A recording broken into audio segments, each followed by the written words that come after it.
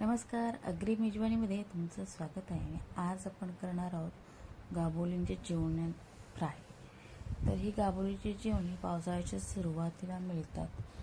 तर आमच्याकडे जेव्हा हे विकायला येतात तेव्हा त्यांना वल्गणीची किंवा उदबणीची चिवणी असं म्हणतात. आणि ही जर गाभोलीची असतील तर ती खायला खूप भारी लागतात. तर अशी ही चिवणी आणलेली आहेत आणि ही मार्केटला खूप महाग मिळतात. ज्यांना स्वतः पकडतात त्यांच्यासाठी ही खूप सारी मिळतात, पण ज्यांच्याकडे नाही आहेत त्यांना विकत घ्यावी लागतात आणि ती मार्केटमध्ये खूप महाग विकली जातात. तर अशी गाभोलीची चिवणी मी स्वच्छ करून घेतलेली आहेत. त्यांचे काटे विशेषतः नक्की काढायचे आणि गाभोलीची असल्याने पोट फोडताना जरा काळजीपूर्वक फोडायचा. आणि अशा प्रकारे ही साफ स्वच्छ धुवून घेतलेली आहेत. आता त्यामध्ये मसाले घालूया. यामध्ये आगरी पद्धतीचं लाल तिखट, ठेचलेलं लसूण घातलेलं आहे. 1 चमचा तिखट घेतलं आहे, तर अर्धा चमचा हळद घेतलेली आहे. हे आपल्या घरगुती मसाल्यांमध्येच आपण फ्राय करणार आहोत. तर थोडंसं हिंगसुद्धा घालणार आहे. तुम्हाला आवडत नसेल हिंग, नाही घातलं तरीसुद्धा चालेल.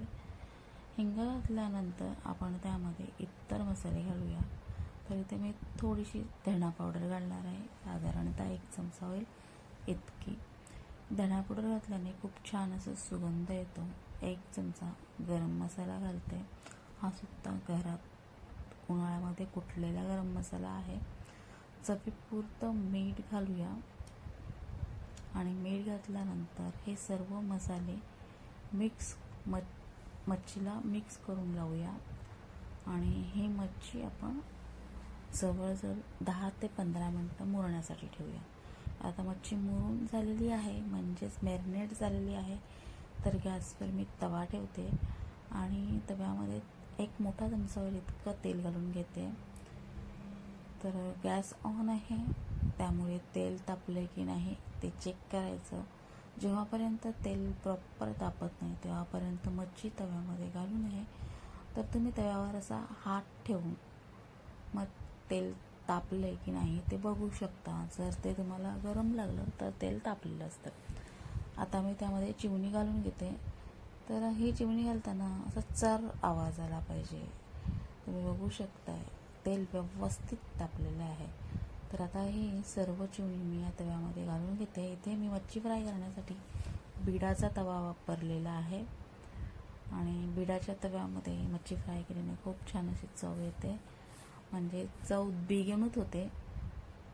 तर आता सर्व ही चिवणी मी त्यामध्ये घालून घेते आणि तुम्ही बघू शकता तवा तापल्या कारणाने तेलसुद्धा व्यवस्थित तापलेलं आहे. असं केल्याने जी मच्छीची स्किन असते ती तव्याला चिकटत नाही. तर आता ही सर्व हे जे मच्छी आहे, चिवणी आहेत, ती तव्यामध्ये घालून झालेली आहेत. आता यांना ज्या बाजूने आपण तव्यामध्ये घातली ती 3-4 मिनटं फ्राय करून घेऊया. गॅस आता मंद आचेवर केलेला आहे. तर तुम्ही बघू शकताय 3-4 मिनटं झालेली आहेत माझी बडबड ऐकतानाच. तर आता ही चिवणी उलटून घेऊया. उलटून किंवा पलटून, जे काही तुम्ही शब्द जो काही वापरत असाल तसं. चिवणी पलटताना खूप हलक्या हाताने पलटायची, म्हणजे त्यांचं डोकं मोडायला नको किंवा जी आतली गाभोली आहे ती तुटायला नको.